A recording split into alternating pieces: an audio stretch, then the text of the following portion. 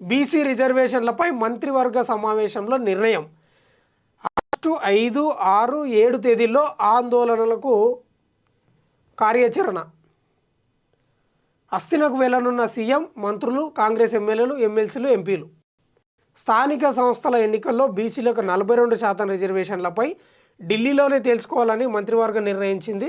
అంటే నిన్న cabinet meeting జరిగింది కదా, దాంట్లో వాళ్ళు నిర్ణయించుకున్నట్లు కనిపిస్తుంది. ఇందులో సీఎం, మంత్రులు, కాంగ్రెస్ పార్టీకి చెందిన ఎమ్మెల్యేలు, ఎంపీలు అందరూ ఆగస్టు 5, 6, 7 తేదీల్లో ఢిల్లీకి తరలి వెళ్తారని తీర్మానించింది. రాష్ట్రపతిని కలిసి బిల్లుల ఆమోదం కోసం విజ్ఞప్తి చేయాలని, సానుకూల స్పందన రాకుంటే కాంగ్రెస్, ఇండియా కూటమి ఎంపీలతో కలిసి ఆందోళన కార్యక్రమాలు చేపట్టాలని కార్యాచరణ సిద్ధం చేసింది. సోమవారం జరిగిన మంత్రివర్గ సమావేశం వివరాలను మంత్రులు పొన్నం ప్రభాకర్, వాకిటి శ్రీహరి, కొండా సురేఖ వెల్లడించారు.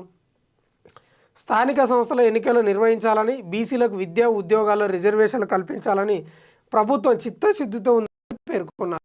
ఏదైతే నిన్న మంత్రివర్గ క్యాబినెట్ భేటీ జరిగింది, ఆ భేటీలో సుదీర్ఘంగా బీసీ రిజర్వేషన్లపై ఇక అయ్యింది ఇక ఏదోటి తాడో పేడో తెలుసుకుందాం అన్నట్లు మంత్రివర్గంలో చర్చించినట్లు తెలుస్తుంది.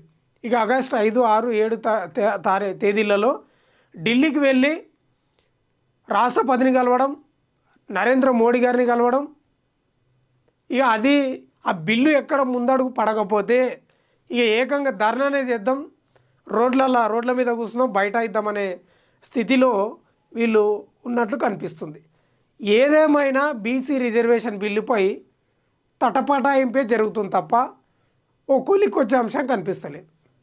వీళ్ళేమో చట్టబద్ధత కల్పించాలి, 9th షెడ్యూల్లో పెట్టించాలి కంపల్సరీ అని వీళ్ళు ప్రయత్నాలు మొదలుపెట్టినారు కాంగ్రెస్ వాళ్ళు. బీజేపీలో ఉలుకులేదు, పలుకులేదు. మీరు మత ప్రాతిపదికన ముస్లింలకు రిజర్వేషన్లు ఇచ్చారని వాళ్ళు ఫస్ట్ మొదటి అడుగులోనే వెనుకడుగేసిన పరిస్థితి కనిపిస్తుంది. మరి ఏం జంతర్ మంతర్ దగ్గర ఏం ధర్నాలు చేస్తారు, ఏం కథ అంటే ఒకటి స్పష్టంగా అనిపిస్తుంది. రేపు స్థానిక సంస్థల ఎన్నికల్లో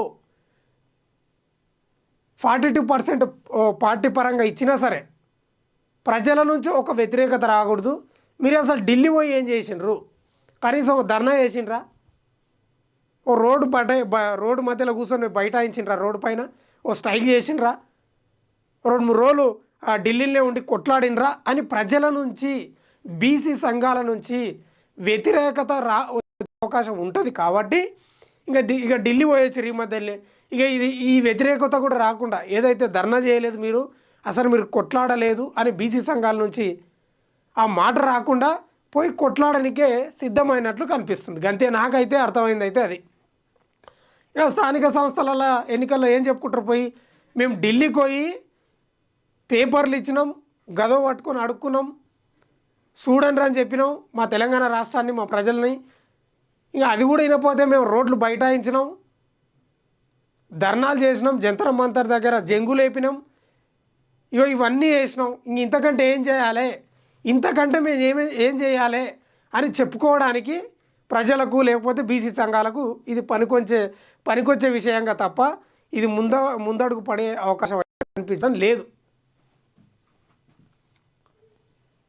రాష్ట్ర విద్యార్థుల ప్రయోజనాలే లక్ష్యం. వైద్య విద్య ప్రవేశాల్లో స్థానికతపై సుప్రీంలో బలమైన వాదనలు వినిపించాలని నిర్ణయం. 5న కేసు సుప్రీంకోర్టు ముందుకు రానుండడంతో మంత్రివర్గంలో చర్చ. తక్షణమే ఏజీతో చర్చించాలని వైద్య మంత్రికి సీఎం సూచన. ఇక వైద్య విద్య ప్రవేశాల్లో స్థానికతపై సుప్రీంలో బలమైన వాదనలు వినిపించడానికే రెడీ అవుతున్నట్లు కనిపిస్తుంది. మీరు ఇటా అటా కృష్ణా జలాలపై